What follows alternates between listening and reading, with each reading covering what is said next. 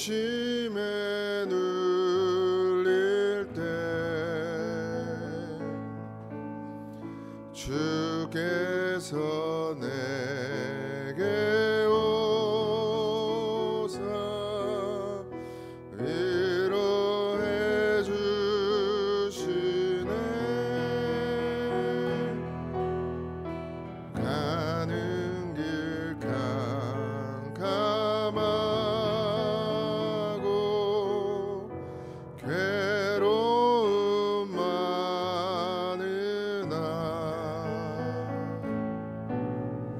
주께서 함께하며 내 짐을 지시네. 은혜가 내게 족하네. 은혜가 족하네. 이 괴로운 세상 지날 때 은혜가 족하네. 희망이 사라지고 친구 날 버릴 때 주 내게 속삭이며 새 희망 주시네. 싸움이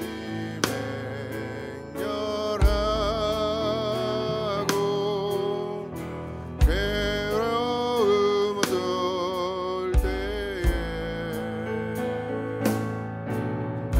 승리의 왕이 되신 춤서 들리네.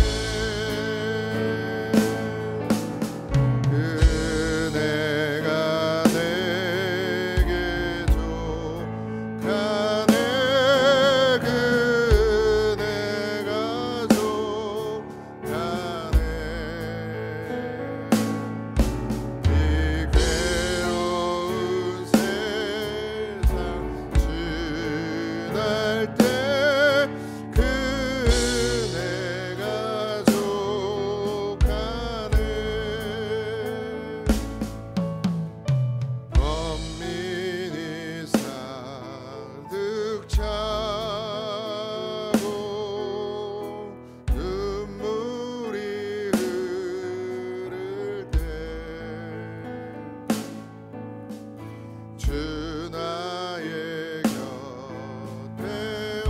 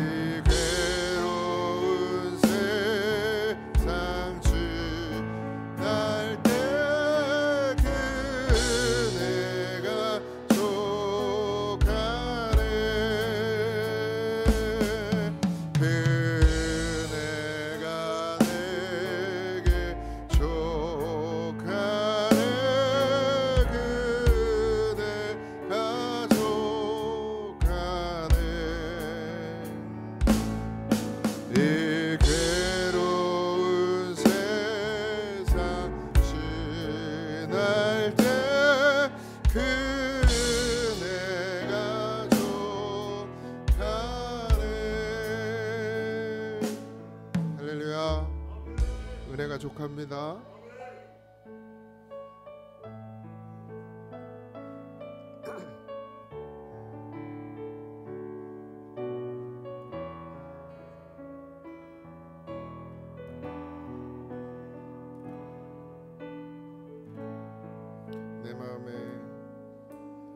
내 마음에 주를 향한 사랑이 나의 말엔 주가 주신 진리로 나의 눈에 주의 눈물 채워주소서.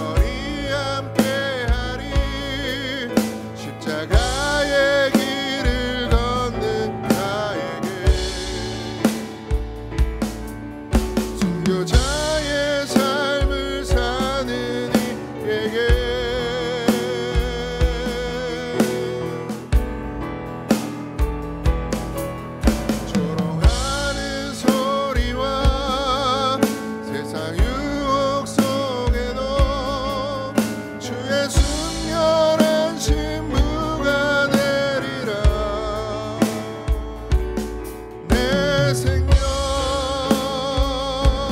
주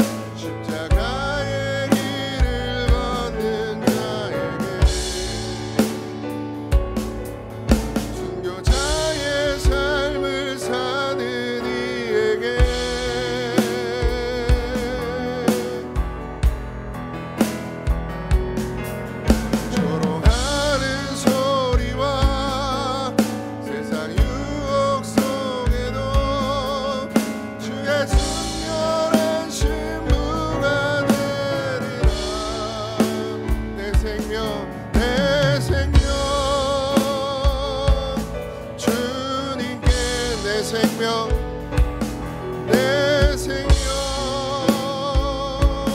주님께 드리리. 묵도하심으로 고난주간 특별 새벽 기도의 다섯째 날 예배를 시작하겠습니다.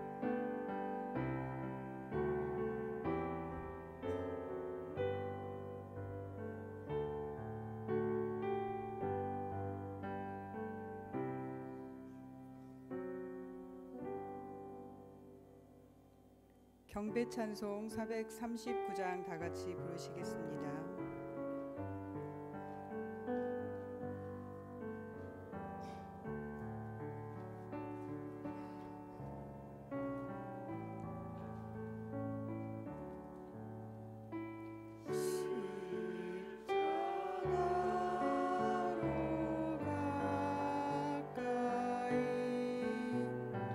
나를 이끄시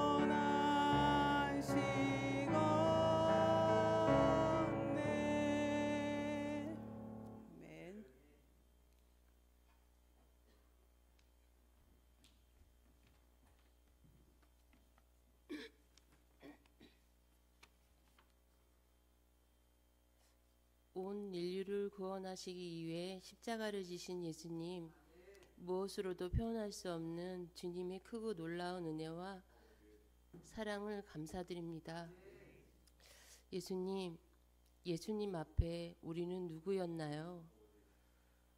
우리들 마음 깊숙한 곳에 숨어 있을 배반, 부인, 시기, 교만, 거짓들을 꺼내 보이며 베드로보다 더 주님을 부인했을 것이며 유다보다 더 주님을 배반했을 줄 모르는 우리들, 주님을 사랑한다고 하면서 눈에 보이는 형제조차 사랑하지 못한 우리들, 이 시간 주님께 용서받기를 원합니다.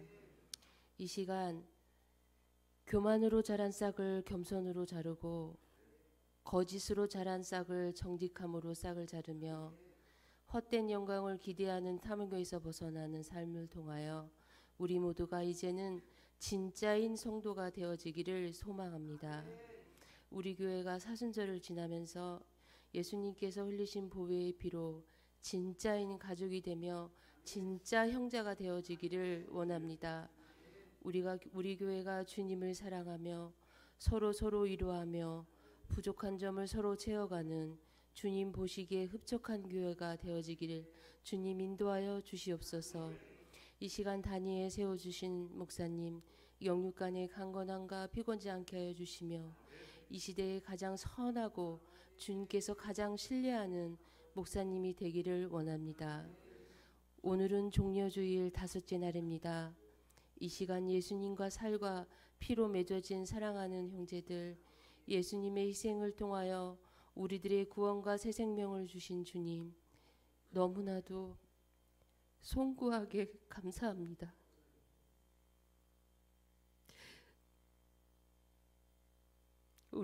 우리에게 순종은 천국으로 올라가는 사다리이므로 우리도 천국 가는 그날을 위해 한 계단 한 계단 순종의 계단을 만들 수 있도록 우리와 함께 끝까지 동행하여 주시옵소서. 언제나 사랑과 자비와 겸손과 긍휼함을 베푸시는 사랑 많으신 예수님의 이름으로 기도드렸습니다. 아멘.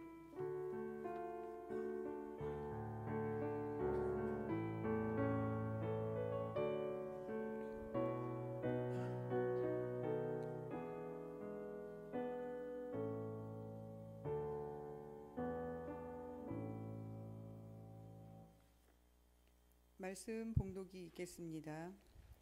갈라디아서 3장 9절에서 14절 말씀, 갈라디아서 3장 9절에서 14절 말씀 교독하시겠습니다.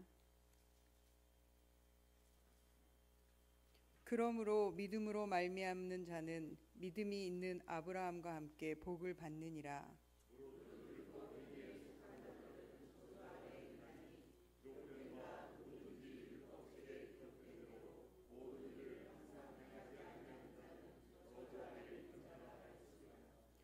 또 하나님 앞에서 아무도 율법으로 말미암아 의롭게 되지 못할 것이 분명하니 이는 의인의 믿음으로 살리라 하였음이라.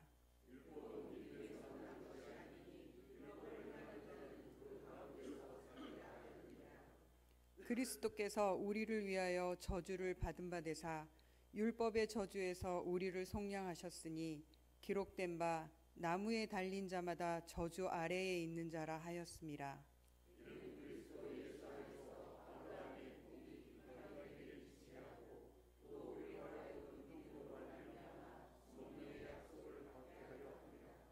아멘. 다음은 오여성교회 특별 찬양이 있겠습니다.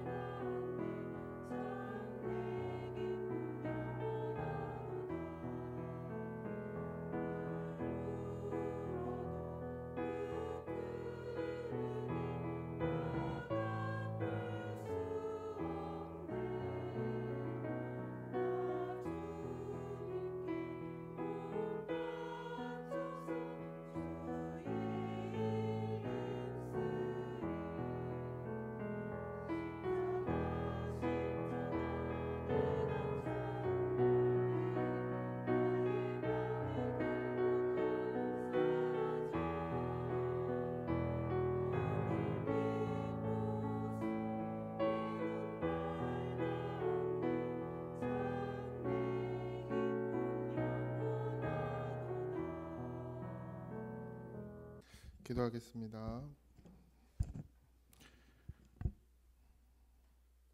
하늘의 아버지, 은혜와 감사합니다. 주께서 예수 그리스도의 보혈의 은혜 안에 잠겨 한 주간 우리를 살게 하시니 감사합니다. 오늘도 우리에게 반드시 필요한 은혜의 말씀을 주시고 마른 막대기 같은 부족한 종의 모습은 감추어 주옵소서. 드려진 예물마다 하늘의 은혜와 축복이 차고도 넘치도록 부어 주시옵시고 그 드려진 손길을 기억하시고 하나님께 나아가는 보혈의 능력을 힘입는 크신 은혜를 허락하여 주시옵소서. 또한 예물마다 쓰여진 기도의 내용들이 있을 터인데 하나님 친히 보시고 주의 뜻을 따라 응답하여 주시옵소서. 오늘도 감사합니다. 예수님의 이름으로 기도합니다. 아멘. 우리가 지난 4일 동안 우리는 왜 예수의 피여야 하는지, 또 보혈의 은혜와 능력, 화평하게 하시는 주님의 보혈의 가치에 대해서 같이 나누었습니다. 오늘은 그리스도의 보혈을 통해서 우리에게 임하는 축복을 가지고 우리가 함께 나눠보기를 소망합니다. 그리스도의 고난과 피는 사실 고통인 것 같고 고통의 시간이고 아픔의 시간인 것 같지만 결국 그건 과정에 불과하고 결국 그것을 통해서 하나님께서 궁극적으로 우리에게 주시고 싶으신 것은 영원한 부활의 생명인 줄 믿습니다.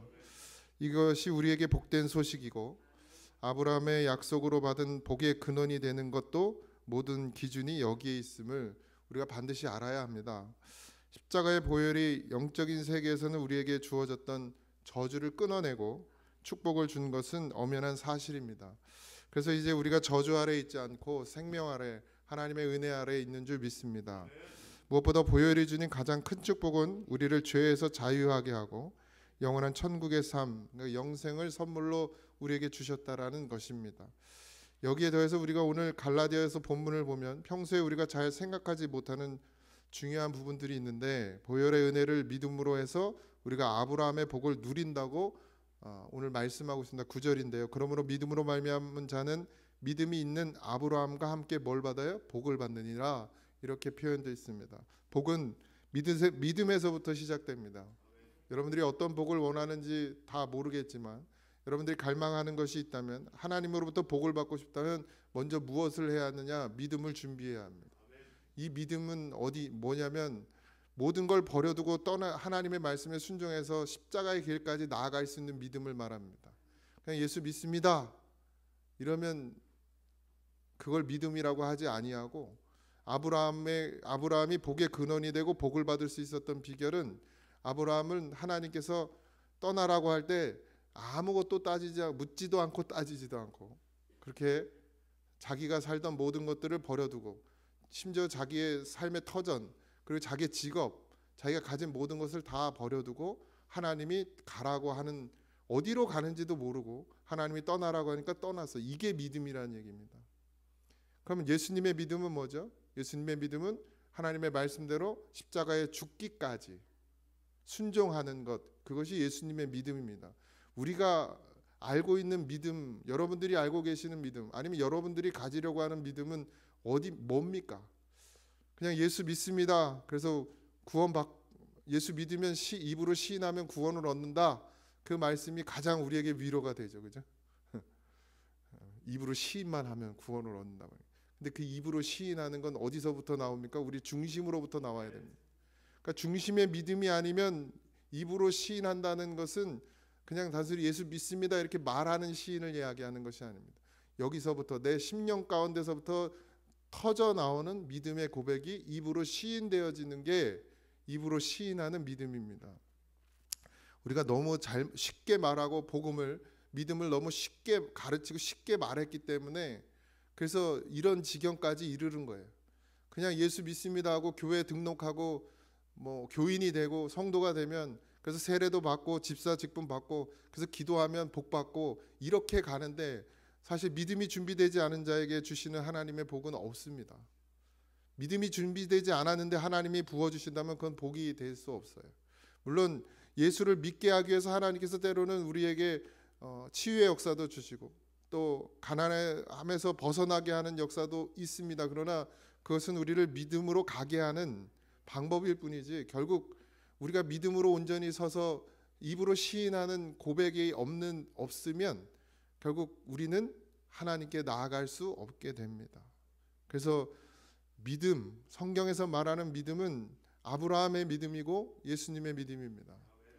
예수님이 십자가에 달려 죽기까지 하나님의 말씀에 순종한 것, 무엇을 믿었죠? 내가 죽음으로 말미암아 모든 인류가 구원받는다라는 하나님의 약속을 믿고 십자가에 달려 죽으신 것입니다. 그게 믿음이라는 것이죠. 그러면 오늘 본문은 바울이 갈라디아 교회에 보낸 목회서 신인데, 당시 이 갈라디아 교회는 거짓 교사들, 그러니까 유대주의자들이 의해서 내부적으로 심각한 갈등을 겪고 있었습니다. 어떤 갈등이냐? 그들이 우리가 구원받는 데 있어서 예수님의 십자가만으로 족하지 않고 할례를 비롯한 여러 가지 그 율법의 행위를 반드시 지켜야 한다라는 것으로 교회가 어지러웠어요. 그러니까 이방인들도 섞여 있어요. 유대인들도 들어와 있습니다. 그러니까 예수 믿음으로 말미암은 구원이라고 분명히 이야기했는데, 이 유대인들은 자기들이 가지고 있던 그 전통 할례를 반드시 받아야 되고, 또 유대교에서 지키는 여러 가지 율법의 행위들을 지켜내야 구원을 받는다. 십자가만으로는 부족하다, 이렇게 이야기한 거죠. 그래서 이방 사람들을 무시하는 거예요. 마치 우리가 교회에서 보면 어떻죠? 오래되신 분. 교회를 오래 다니다 보면 무슨 율법주의에 빠져요. 예수 믿으면 끝인 건데, 십자가의 보혈을 의지하면 되는 것인데, 이제 예수 믿었으니까 이것도 해야 되고 저것도 하고 이것도 하고 저것도 하고, 그래서 그걸 안 하면 믿음이 없는 것으로, 이렇게 거꾸로 가는 거예요. 믿음으로 그걸 하는 것이지 그걸 하기 때문에 믿음은 아니란 얘기예요. 구원은 아니란 얘기입니다. 하나님이 우리를 구원하신 그 은혜와 사랑, 그것이 믿어지기 때문에 우리가 헌금도 하고 또 봉사도 하고 예배도 드리고 또 때로는 하나님을 위해서 헌신합니다. 그건 믿음에서부터 나오는 것이에요. 근데 거꾸로 10의 1을 해야 믿음이 생기고, 헌금을 해야 믿음이 생기고, 봉사를 해야 믿음이 생기고, 뭘 해야 믿음이 생긴다, 이게 율법주의란 말이에요. 그러니까 억지로 되어지는 건 아닙니다. 반드시 믿음이 먼저여야 돼요. 그러니까 이 헷갈리는 거예요. 이거 직분을 주는 것도 지금 헷갈리잖아요. 직분자에게 뭔가 기준을 세운다는 자체가 벌써 문제가 있는 거예요. 그 기준이 되어지기 때문에 직분을 줘야 되는데, 그럼 직분 줄 사람이 하나도 없기 때문에 기준을 세워요. 여러분들, 그러나 기준이 먼저가 아닙니다. 믿음이 먼저여야 돼요. 그러니까 직분을 받으시는 분들은 기준을, 우리 장로님들 저랑 기준을 세웠단 말이에요. 직분자의 기준을. 그럼 내가 오죽하면 기준을 세워주셨을까, 이렇게 생각하란 말이에요. 뭐 그런 거 지키라고 그러냐고 이러지 말고, 그 기준을 왜 주냐, 원래는 이미 그걸 하고 있어야 되는데 하지 못하니까 그렇게 기준을 세워놓은 거예요. 왜냐하면 처음 오는 사람들은 우리를 보고 배운단 말이에요. 자녀들은 부모를 보고 배워요. 근데 부모가 그 기준에 못 미치면 자녀들도 거기까지밖에 못 자라요. 그러니까 처음 온 사람들, 초신자들, 이제 새로 예수를 믿게 된 사람들에게 우리가 뭐가 돼야 돼? 본이 돼야 되는데, 직분자가 본이 못 되면 어떻게 해요? 그 초신자들이 교회 안에서 잘할 수가 없어요. 그리고 목사가 무슨 말을 해요? 아니, 권사님들도 안 하는데 집사 보고 이거 해라 저거 해라 그러면 집사들이 속으로 뭐라 그랬어요? 지들이나 잘하지, 이렇게 될 거 아닙니까? 그러니까 순서가 바뀌었지만 어쨌든 직분자가 갖추어야 될 자세는 어디서부터 와야 되느냐? 믿음에서부터 나와야 돼요. 근데 그렇지 않은 거예요. 지금 교회가. 그래서 분열되고 갈라지기 시작합니다. 유대주의자들의 이런 기준이 믿음이 어린 이방인 사람들보다 자기가 더 우월하다라는 것을 보여주려고 하는 거예요. 그러니까 교회 안에도 분명히 이런 일들이 있습니다. 내가 권사인데, 내가 장로인데, 이런 것으로. 다행히 우리 교회는 별로 안 보여요. 제 눈에는. 제가 눈이 작아서 그런가 안 보여요. 근데 많아요. 그런 일들이 많습니다. 그냥 조용히 있으라고 그러고, 말도 하지 말라고 그러고, 나대지 말라고 그러고, 네가 뭘 한다고 그러냐고 그러고, 이런 일들이 이 교회 안에도 일어났었단 말이에요. 왜요? 뭘로? 우리는 율법을 지키는 사람들이야. 이렇게. 십자가만으로 부족한 것이 아니라 십자가가 전부입니다. 거기서부터 시작돼야 됩니다. 그래야 문제가 생기지 않아요. 그래서 바울이 이 문제를 바로잡으려고 어떻게 했느냐. 10절에 보면 무릇 율법 행위에 속한 자들은 저주 아래 있나니 기록된 바 누구든지 율법책에 기록된 대로 모든 일을 행하지 아니하는 자는 저주 아래 있는 자라 하였습니까. 율법을 말하는 사람들, 율법의 행위에 속한 자들의 문제는 이런 식으로 하면 어떻게 해요? 율법에 기록된 모든 걸 다 완벽하게 지켜야 된다는 거예요. 너희가 율법을 말하냐? 그럼 율법을 어떻게 해요? 완벽하게 지켜라. 이게 바울이 이렇게 얘기하는 겁니다. 다 지키지도 못하면서 지키는 척한다는 것이죠. 하나님의 기준에 이르지 못하여 그래서 눈에 보이는 율법의 행위를 가지고 서로 비교하기 시작하면 한도 끝도 없다는 거예요. 그러니까 정죄는 어디서부터 나와요? 우리의 율법 정신에서 나옵니다. 그럼 정죄하는 사람은 정죄 받을 일이 있습니까? 없습니까? 있어요. 아무리 믿음이 좋아도 율법을 다 지킬 수는 없어요. 흠이 없는 사람이 없습니다. 목사라 할지라도 여러분들 어떻게 다 지킵니까? 뭘 다 지킬 수 있겠습니까? 내가 일주일에 금식을 몇 번 하고 헌금을 얼마 했고 이런 기준으로 서로를 평가하기 시작하면 교회는 답이 없습니다. 유대주의자들은 이런 식으로 한 거예요.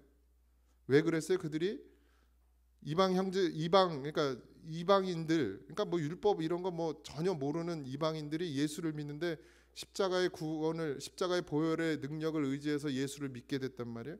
그러니까 다른 게 필요 없어요. 오직 믿음으로 해요. 그러니까 그것만 있으면 된다고 그러면서 처음 예수를 믿고 그 감격이 너무 큰 거예요. 그러니까 다 낮아졌어요. 겸손해져요. 예수님을 처음 믿으니까 뜨겁단 말이에요. 그리고 또 이방인들이 많아졌어요. 교회 안에. 그러니까 이 유대인들이 이제 위기의식을 느껴요. 자기들이 밀릴까 봐. 그러니까 자꾸 어떻게 누르는 거예요. 교회 안에 이런 일들이 있으면 안 됩니다. 기존의 교회, 여기 고잔 제일교회도 그런 말 많죠. 고잔 삼리 사시는 분들은 알라나 몰라. 이 고잔 삼리교회라고 이런 소리 아세요? 몰라요? 모르셔요? 뭐 큰일이네. 왜 그런 말들이 나왔겠습니까? 다 이런 것 때문이에요. 고잔 삼리에 있으니까 고잔 삼리교회 맞죠. 근데 그런 모든 것들이 다 없어져야 돼요. 제가 그랬죠. 주인 의식을 갖는 건 중요하지만 주인 행세는 하지 말라고. 주인 의식을 가지고 교회를 아끼고 사랑하는 건 정말 중요하지만 내가 주인 의식을 갖는 건 좋지만 주인 행세를 하면 안 돼요. 마치 처음 온 사람들은 손님인 것처럼 네가 뭘 한다고. 네가 이 교회를 뭘 한다고. 내가 여기서 교회에서 30년 40년 죄송합니다. 30년 40년 계신 분들한테 얘기하는 건 아니고 그런 의식을 갖는단 말이에요. 오래되면 오래될수록 더 낮아져야 되는데 오래되면 오래될수록 자꾸 누르려고 하고 밀어내려고 하고 그런 일들이 교회 안에 있다. 우리 교회만 있는 게 아니에요. 다 있어요. 교회마다. 여러분들 공장 가면 텃세 부리죠. 직장 다니면 그죠? 직장 가면 텃세 부리죠. 뭐 이제 오래되신 분들은 텃세 부릴 사람들이 왜 그래요? 자기 자리, 자기가 해온 것 그런 것들이 무너질까 봐 그래요. 그리고 그들이 인정받는 게 싫어요. 이게 사람의 이기심입니다. 그런 것들이 이 갈라디아 교회에 팽배했다라는 사실이에요. 근데 누가 그렇게 해요? 믿음이 있는 자가요? 아니요. 율법의식에 가득 찬 사람들이 그러더라는 거예요. 여러분들 율법으로는 구원받을 수가 없습니다. 여러분들이 믿음으로 시작했다가 나중에 율법으로 끝나면 안 돼요. 반드시. 그래서 뭐라고 그래요? 제가 늘 입을 다물으라고 그러잖아요. 입을 연다는 건 결국 내 머릿속에 율법의식이 가득하다는 얘기예요. 남을 판단한다는 건 남을 판단하는 건 율법의식입니다. 예수님은 판단이 없어요. 그냥 사랑이 있으시죠. 모든 걸 덮으시는 분이십니다.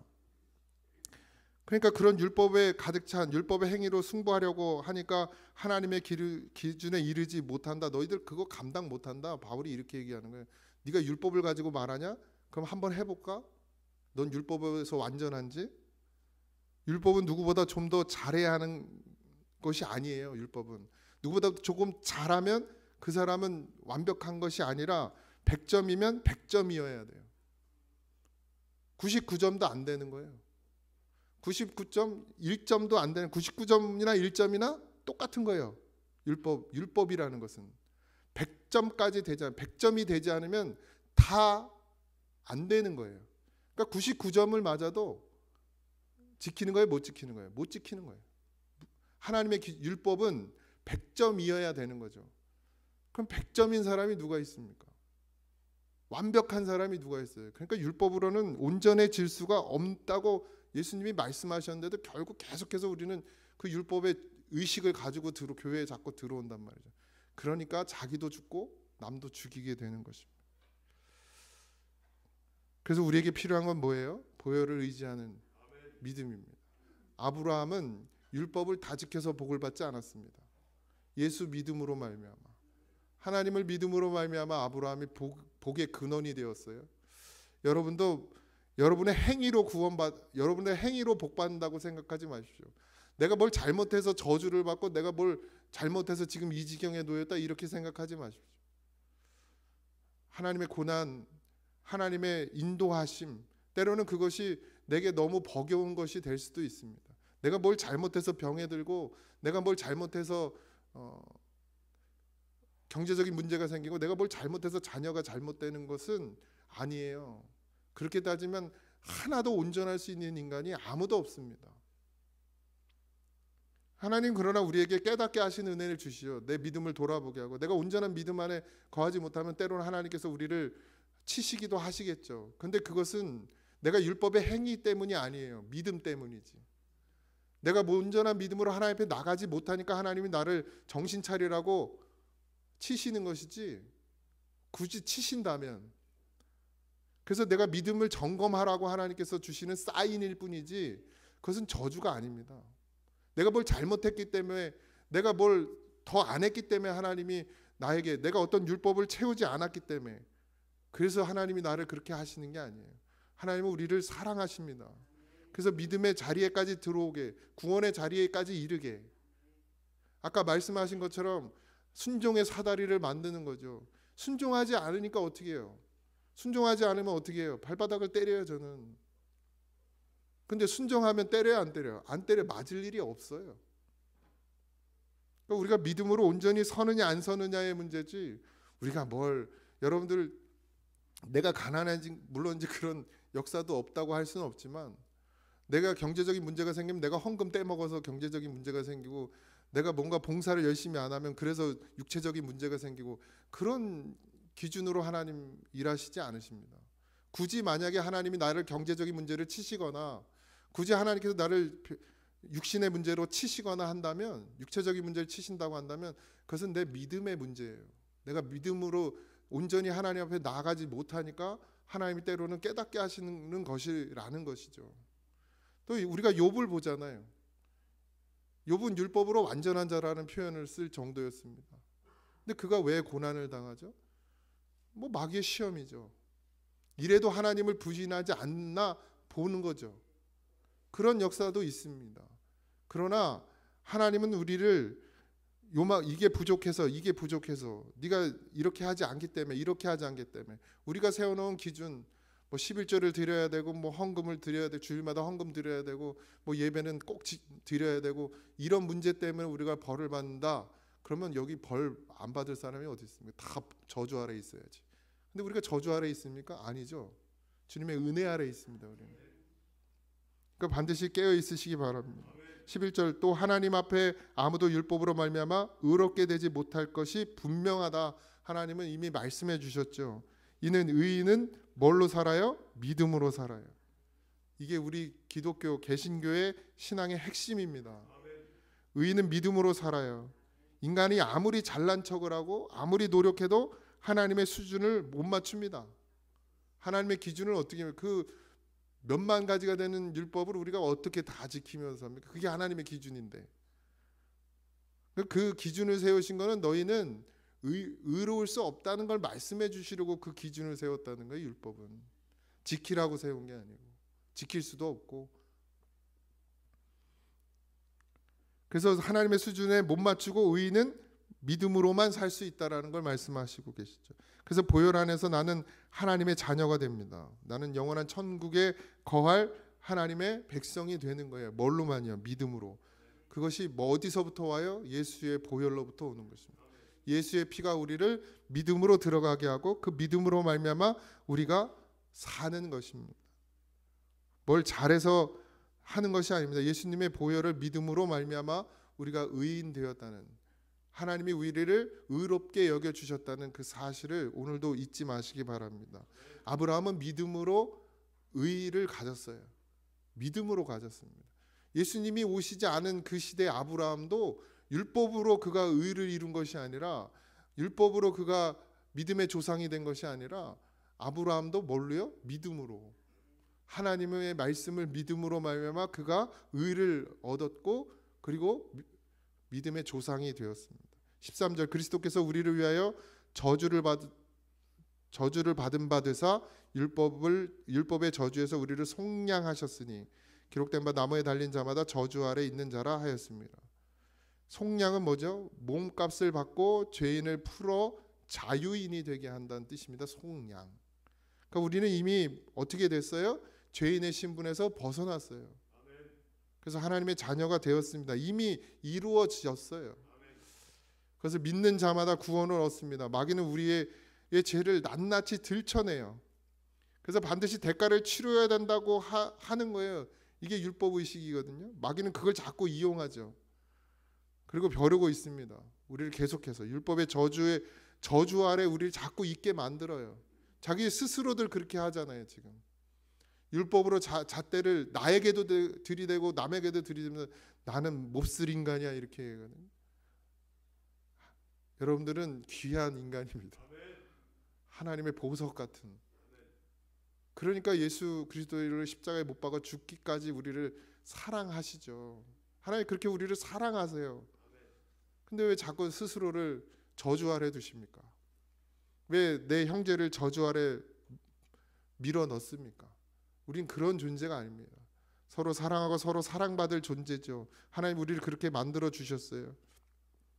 사람을 살리라고 주신 하나님의 법, 그것을 악한 마귀는 어떻게 해요? 사람을 죽이는 데 사용합니다.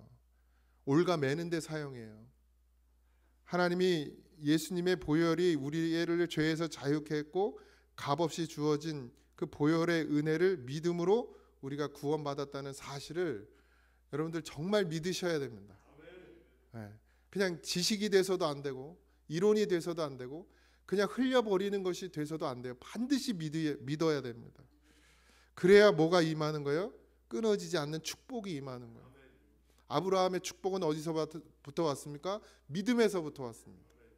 제가 여러분들에게 계속해서 강조하는 것은 축복의 삶이 없는 게 아니라 우리가 자꾸 축복을 쫓아가니까 축복을 받지 못하는 거예요. 땅의 것을 여러분들이 원하십니까? 땅의 것 쫓아가면 절대로 땅의 것을 받을 수가 없습니다. 땅의 것을 받고 싶으면 어딜 쫓아가야 돼? 하늘의 것을 쫓아야 돼. 그게 뭐예요? 믿음이에요. 믿음이 준비되면 아브라함이 복을 받는 거예요. 아브라함이 수고하고 노력하고 땀 흘려서 그 모든 걸 이루었습니까? 아닙니다. 하나님을 쫓아간 거예요. 믿음을 쫓아갔어요. 그랬더니 하나님께서 그것을 보시고 복을 주셨단 말이죠. 그러니까 복은 어디서부터요? 예수님의 보혈의 은혜로부터 복이 임하는 것입니다. 우리가 그것을 쫓으면, 그것을 믿고 쫓아가면 반드시 우리에게 복이 임하여지는 것입니다. 근데 자꾸 우리는 우리의 기준으로 복을 생각하시는데 그러시면 안 돼요. 여러분들의 기준의 복은 얼마입니까? 여러분들이 도대체 얼마를 벌면 내가 예수 믿고 복 받았다 이렇게 말씀하실 건가요? 한 100억? 그럼 평생 복 못 받겠네. 난 평생 복을 못 받겠는데요. 아무리 계산해봐도 내 삶에 100억? 근데 우리는 우리의 기준으로 복을 이야기하거든요. 하나님의 기준은 다릅니다. 물론 100억을 벌 수도 있겠죠. 1000억을 벌 수도 있습니다. 하나님의 계획과 뜻이 있다면. 그러나 우리에게 그건 복의 기준이 아닙니다. 우리가 예수 믿음으로 말미암아 구원받고 하나님의 자녀가 되는 이미 복을 우리가 받았어요. 그리고 하나님께서 이 땅에서도 살게 하십니다. 필요에 따라 채우시죠. 우리를 더 세상보다 더 높게 하십니다. 근데 그게 어디서부터 오느냐? 믿음에서부터 옵니다. 그러니까 내가 믿음을 잘 세워가셔야 돼요. 정말 내가 지금 믿음을 잘 만들어가고 세워가고 있는지, 하나님이 주신 믿음을 내가 살아내고 있는지, 소화시키고 있는지, 아브라함처럼 가라 그러면 갈 수 있는지, 예수님처럼 십자가에 달려 죽어라 그러면 죽을 수 있는지, 내 믿음이. 아브라함의 복을 받고 싶으시면 아브라함만큼 믿음을 키워내십시오. 적어도 가라 그러면 갈 수 있는 믿음이 되어지십시오. 그럼 반드시 저는 분명히 하나님께서 그 복을 허락하실 거라고 믿습니다. 근데 그 믿음에까지 자라지 못하면서 자꾸 아브라함이 받은 땅의 복만 침 흘리면서 보지 마시고 일단 아브라함의 믿음이 되세요. 욥의 믿음이 되세요. 다윗의 믿음이 되세요. 그러면 하나님께서 그걸 채우시겠죠. 그냥 주어진 것은 독이 됩니다. 솔로몬이 독을 받았잖아요. 그게 독이 됐어요. 아버지로부터 물려받은 것이 독이 됐습니다. 신앙만 물려받아야 되는데 모든 걸 다 물려받았거든요. 그냥 할 수 있는, 그냥 뭐 차고도 넘쳤어요. 솔로몬은 아버지 덕분에. 그랬더니 그게 결국에 나중에 독이 됐습니다. 그래서 우리가 늘 부러워하지만 솔로몬 해볼 거 다 해보고 헛되다 이렇게 얘기하잖아요. 나도 해볼 거 다 해보고 헛되다 말을 하고 싶은데 정말 하나님이 주시는 복은 믿음에서 시작된다는 사실 잊지 마시기 바랍니다. 그 믿음이 뭐예요? 예수의 보혈의 은혜입니다. 보혈의 은혜를 믿는 아브라함에게 부어주시는 엄청난 복은 열방으로 흘러가기 위해 우리를 축복의 종착역이 아니라, 그러니까 우리가 축복 받으면 그것으로 끝나는 것이 아니라 이건 우리의 축복의 통로가 되어야 되는 거예요. 그러니까 아브라함은 그냥 복을 받고 끝난 것이, 자기만 잘 먹고 잘 산 것이 아니라 하나님께서 주신 것은 다 어떻게 했어요? 흘려보냈어요. 믿음도 흘려보내고 세상의 물질도 흘려보내는 거예요. 하나님 우리에게 주신 것이 있다면, 믿음을 주셨다면 그 믿음을 세상 가운데로 흘려보내야 되고, 하나님께서 내게 물질을 주셨다면 그 물질도 흘려보내야 됩니다. 하나님 내게 지혜를 주셨다면 그 지혜를 흘려보내야 돼요. 하나님께 드려져야 되고 쓰임 받아야 됩니다. 우리는 축복을 받고 끝이 아니라 우리는 축복의 통로가 돼야 됩니다. 하나님 우리를 부르시고 하나님의 자녀 삼아 주시고 하나님의 백성이 되게 하신 것, 그 보혈의 은혜를 우리에게 허락하신 것은 단순히 너 복 받고 그냥 잘 먹고 잘 살다가 내게로 와라가 아니라 그 축복을 어떻게 하라고요? 흘려보내라. 그래서 우리는 축복의 통로입니다. 통로. 그 통로의 역할을 감당하지 못하고 막혀버리면, 흘러가지 않으면 결국 어떻게 돼요? 썩어요. 썩습니다. 물질을 쌓아놓으면 썩어요. 뭐가 썩어요? 내 영이 썩어요. 내가 가지고 있고 나만 누리고 나만 하려고 하면 썩습니다. 반드시 썩습니다. 반드시 흘려보내. 물질만 얘기하는 게 아닙니다. 여러분의 삶의 모든 것들을 다 흘려보내야 돼요. 하나님이 우리에게 시간 주셨어요. 여러분들의 시간이 아니라 하나님이 내게 허락하신 시간입니다.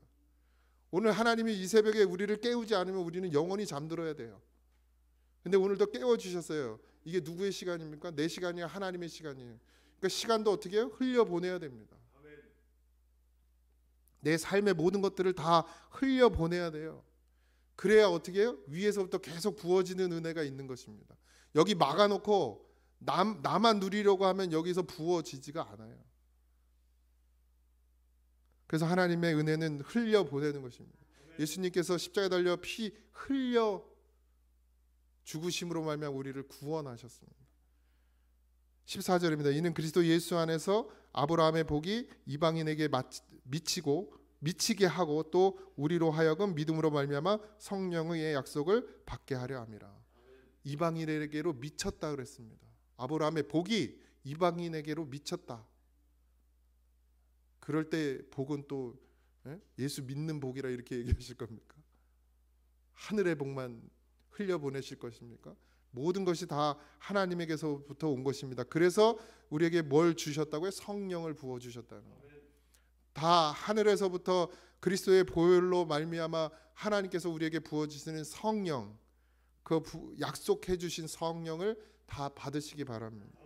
또 이미 받았다면 기도하십시오. 그래서 충만한 자리에까지 이르시기 바랍니다. 어둠의 권세를 이기고 병든 몸과 마음을 치유하는 경험은 어디서부터 오느냐? 성령의 임하심으로부터 시작됩니다. 반드시 새 방언으로 말하는 축복이 여러분들에게 임하길 소망합니다. 새 방언은 뭐죠? 하나님을 말할 수 있는 것이에요. 하나님의 말을 하는 거예요. 세상에 나가서 뭐 재테크가 어떻고 뭐가 어떻고 이런 말을 하는 것이 아니라 세상 사람들 앞에 서서 나는 하나님을 믿음으로 말미암아 이렇게 되었다라고 말할 수 있는 것. 그것이 새 방언입니다. 이제 우리는 뭘 말해야 돼요? 하나님을 말해야 돼요. 예수 그리스도를 말해야 돼요.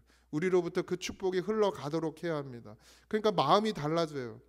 성령이 임하면 생각이 달라져요. 성령이 임하면 기도가 달라집니다. 성령이 임하면 사람이 달라져요. 반드시 그런 은혜를 우리가 받길 소망합니다. 오늘도 저와 여러분이 주님이 우리에게 허락하신 이 고잔 교회 안에서 그리스도의 보혈의 축복 안에 있음을 믿습니다. 그리고 그것을 누리기를 소망합니다. 더 큰 은혜가 여러분들에게, 더 큰 하나님의 복이 여러분들에게 임하기를 주님의 이름으로 축원합니다. 기도하겠습니다. 주님 은혜 감사합니다.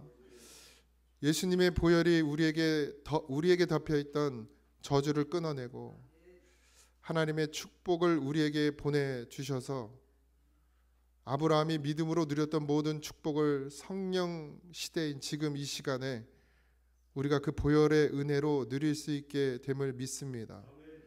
아버지 하나님, 여기에 나와 있는 또 영상으로 예배드리는 모든 성도들에게 이 소망을 허락하여 주시옵시고 구하는 자마다 하나님 부어 주시옵소서. 어떤 원수가 뺏어갈 수 없는 보혈의 축복, 마귀도 함부로 손댈 수 없는 그 보혈의 은혜, 오늘 이 시간 그 모든 것들을 누리며 살게 하여 주시옵소서. 하나님께서 함께 하여 주시고 오늘도 우리와 동행하여 줄 것을 믿사하며 거룩하신 예수님의 이름으로 기도하옵나이다. 아멘. 하늘에 계신 우리 아버지여, 이름이 거룩히 여김을 받으시오며 나라의 임하옵시며 뜻이 하늘에서 이루어진 것 같이 땅에서 이루어지이다. 오늘 우리에게 일용할 양식을 주옵시고 우리가 우리에게 죄진 자를 사하여 준 것 같이 우리 죄를 사하여 주옵시고 우리를 시험에 들게 하지 마옵시고 다만 악에서 구하옵소서. 대개 나라와 권세와 영광이 아버지께 영원히 있사옵나이다. 아멘.